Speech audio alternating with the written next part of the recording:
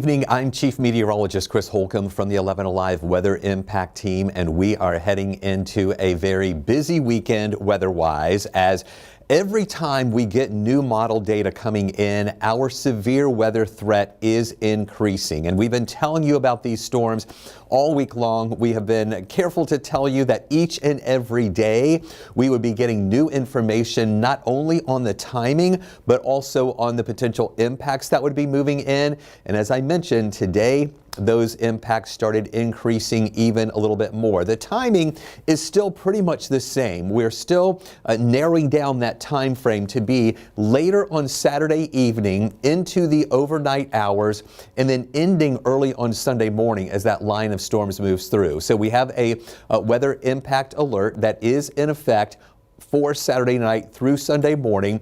And what we're going to be watching is this line of storms that'll be moving in that will have some heavy rain with it. And we often talk about the potential for high winds and the potential for tornadoes. Well, it is very likely that we will have high winds and tornadoes. Now, that's not to say that everyone is going to have damage in their yard, and it doesn't mean that everyone is going to experience a tornado, but the likelihood for tornadoes to be occurring in Metro Atlanta and North Georgia, and especially in West Georgia, is going to be likely. And that risk is a little bit higher for you folks over in West Georgia. So what we've been telling you this week, to make sure you have a way to get warnings, especially with these late night and overnight storms, kind of stay close to home, stay at home pretty much on Saturday evening and into those overnight hours so that you are aware of what is going on. You're not out and about when these severe storms are moving through. And when you are at home, make sure you know where that safe place is. Or if you have to work on Saturday night, overnight into early on Sunday, have a discussion with your manager to find out where is your safe place at your office, and of course, or at your workplace there. And of course, if you're at home, hopefully you know where you would go, but have a tornado drill with your family at some point during the day on Saturday and just practice where you would go so that if a tornado warning is issued for your area or you have bad weather that is moving in, you can quickly go to that safe place and know where it is without trying to figure it out when you're in a panic mode there. Here is a look at radar, and right now we're actually looking pretty good out there with just a few clouds that have been moving into the area, but no rain really pushing in right now. And that little green that you see up in North Georgia really isn't anything to worry about. Those are just some false echoes that we're seeing up there from some of the radar sites. But this is the system out to the west that we are watching getting its act together. Look at this counterclockwise low right here. This is the actual parent low. From that, we have a cold front, and we do have some stronger storms that are developing along that front. But then we also have these storms that are firing up ahead of it that are prompting tornado watches. We're going to get in a little bit closer to those. Let's start with this first. This is a line of severe thunderstorms, and there's even a tornado warning right there in parts of central Missouri.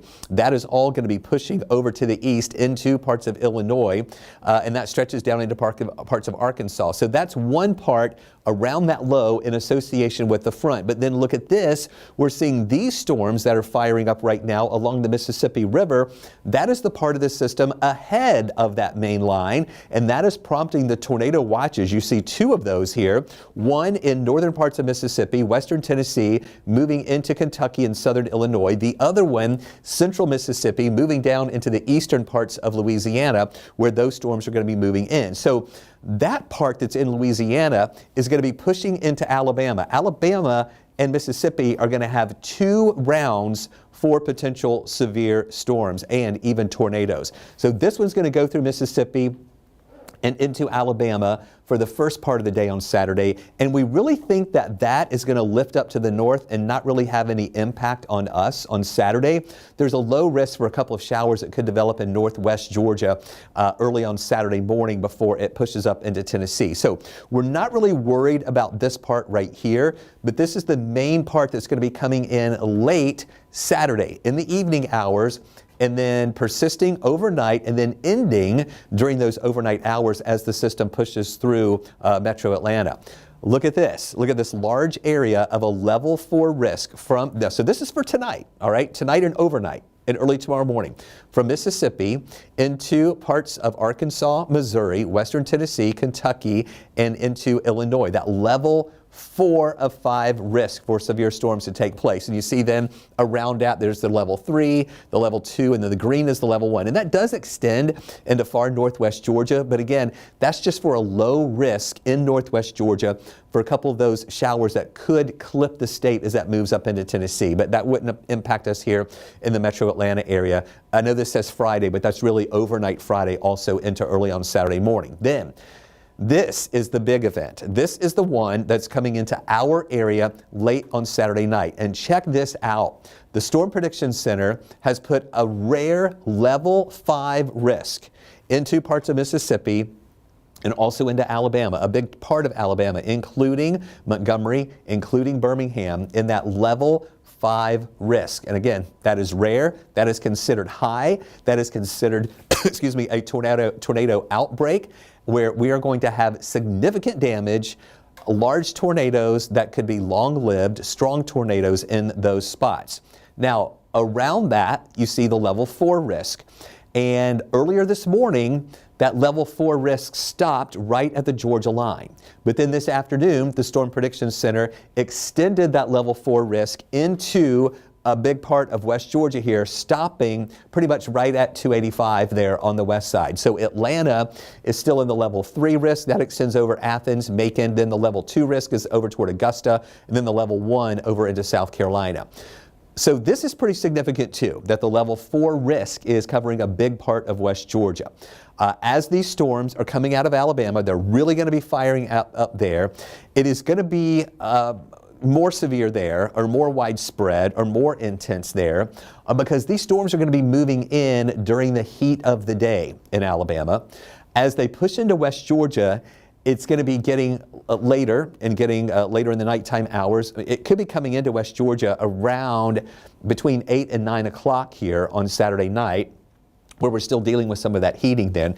As it moves closer to Atlanta, it's going to be more of the nighttime hours, like say between 11 in the evening and 2 in the morning, when the air starts cooling down a little bit and it starts stabilizing a little bit. So not as strong here as what they're going to have in Alabama, but still strong. All right, where we have the potential for damaging winds and even that likelihood of tornadoes as well. But that's why we think it's going to be stronger into West Georgia, and then maybe weakening or losing some of its intensity, moving through Atlanta and then pushing on over to the east.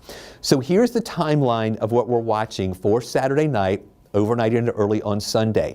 As those storms are going to be moving through Alabama while the sun is out and during the heat of the day, they'll start to push into northwest and west Georgia. We're thinking between midnight, or between 8 o'clock in the evening and midnight. And then pushing into north central Georgia, metro Atlanta, down to the south and west of us. That would be generally between 11 at night and 2 to 3 in the morning here, again, moving from west to east. It's not going to be storming that entire time. In fact, the line of storms will actually move through pretty quickly. So you're not going to have 4 hours of crazy weather going on. That's just the time frame from when it's moving from west to east through this period. Then from 2 in the morning till about 6 in the morning, the worst of it is going to be to the east of us, including Covington, Athens, Eatonton, and Thomaston. And then it's pretty much going to be out of our area by about 5, 6 o'clock in the morning and pushing over toward Augusta and into the Carolinas. So that excuse me, is the main timeline of what we're watching with these storms that are going to be moving through. Now, it's going to be interesting on Saturday. It's not going to be a bad day during the daytime hours. We're going to see a good coverage of clouds around. And again, there may be spots up in northwest Georgia early on Saturday that can still see a couple of showers there. But we're going to have clouds to start. And then in the afternoon, sunshine breaking through. You might be thinking, what's the deal? What storms are we talking about? No, we don't expect those bad storms until later in the evening and overnight. Now, here's the other thing that concerns me a little bit is that our temperatures are most likely going to get up to around 80 degrees. That's actually trending higher than the models have been saying so far this week. And if we hit 80, that's warm. And that warm air is going to be feeding those storms coming in from the west. Now, again, the good news is as those storms move into our area, it'll be turning to nighttime and it won't be 80 anymore. It'll start kind of cooling down a little bit. But that cooling off process is going to take a little longer from being up to 80 degrees. It'll take a little while longer to move on down. So that's what we're going to be watching here. Dry mainly during those daytime hours. Take a look at the temperatures outside right now. In the mid 60s here, a lot of mid 60s around. We do have 70s though in Rome and also in Dalton. Forecast track keeps us mild tonight, and in the morning it's going to be a mild start. You can see just a few clouds that'll start mixing in early tomorrow morning, but it's not going to be overcast all day. There will be some sunshine breaking through, and again, that'll allow those temperatures up to around 80 degrees, but pretty much rain-free for a big part of the daytime hours. This is at 3 o'clock in the afternoon.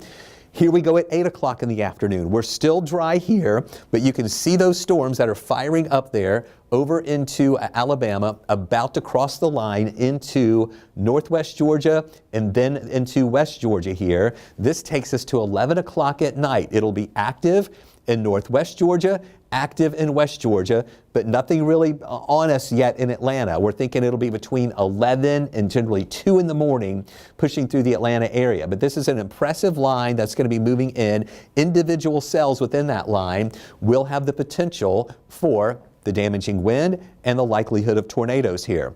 Once we get to about 2 o'clock in the morning, still pretty active around Atlanta, but we're on the back edge, but most of the action is moving east of Atlanta, again going to northeast Georgia up the I-85 corridor, and then south of the city, pushing in from LaGrange closer to the Thomaston area and continuing to push away. By 5 in the morning, the back edge is well out of Atlanta.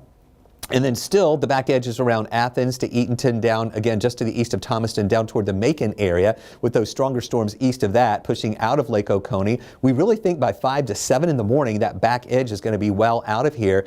And for the rest of the day Sunday, we're actually not going to be that bad out there. We'll be clearing out. We'll have some sunshine coming through. The problem is on Sunday there will be some folks who are dealing with cleanup and from the strong storms that move through, whether it's wind damage or any tornado damage that will be pushing through the area. Again, Sunday afternoon looking a little better. There could be a stray shower popping up there later in the afternoon hours. Now, this is a map I want to show you. We don't show this very often, but this is our tornado environment. It is the significant tornado parameter, one of the models that we look at. And when you see those pinks and purples there, that's a very high risk of saying that the tornado, that the environment is conducive for rotating thunderstorms to develop. And that this in Alabama is a pretty high STP, or significant tornado parameter. So that is during the daytime hours and early evening. Then watch what happens getting into the late night. We still see those colors coming into West Georgia. Now, we're getting a new model coming in right now, so this is stopping right now at 1:30 in the morning. But again, you see we're still holding on to somewhat of a tornado parameter here, but it starts coming down a little bit. That's good news. Let's hope that actually happens. And that's why we go from that level 4 to a level 3 as it goes over to the east of us. So that's what we're keeping an eye on with that. Now, breaking down the types of weather we're going to have, look here at the top of the legend here. You see the kind of the stripes on this. That means significant. So when you see these stripes on these particular maps, when we're talking about a tornado, we talked about those risks higher to the west and then the level 3 here into the rest of our area.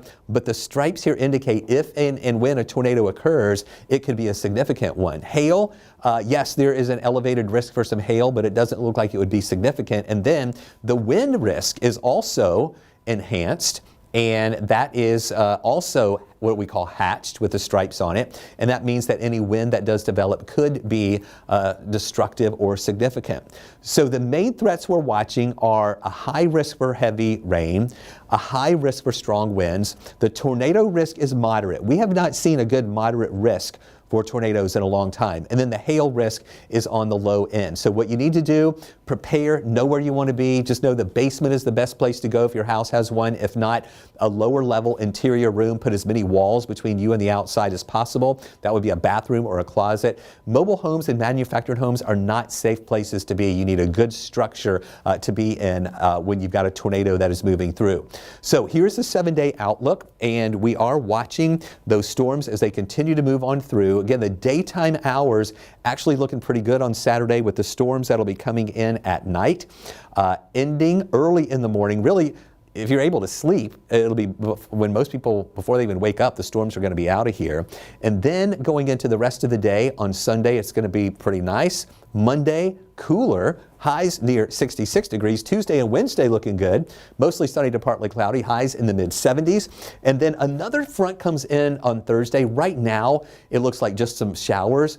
We don't really see a weather threat or severe weather threat with that yet, but of course we'll keep watching that through the week. And then we do get cooler with that system, and then 66 degrees here on Friday. That's after a morning low of 39, so some chilly air will be coming in with that. So keep it with us here on 11 Alive and 11 Alive Plus. We're going to have some extended coverage for you beginning at 9 o'clock, or it could be earlier, depending on the arrival of those storms in West Georgia. We will be streaming continuously in the evening hours, and overnight we'll be breaking into programming on 11 Alive on television as well, as conditions warrant us to do that through those overnight hours. So we will be with you. We'll be getting you through these storms as they move through our area. Thanks for watching this extended discussion right here on 11 Alive Plus.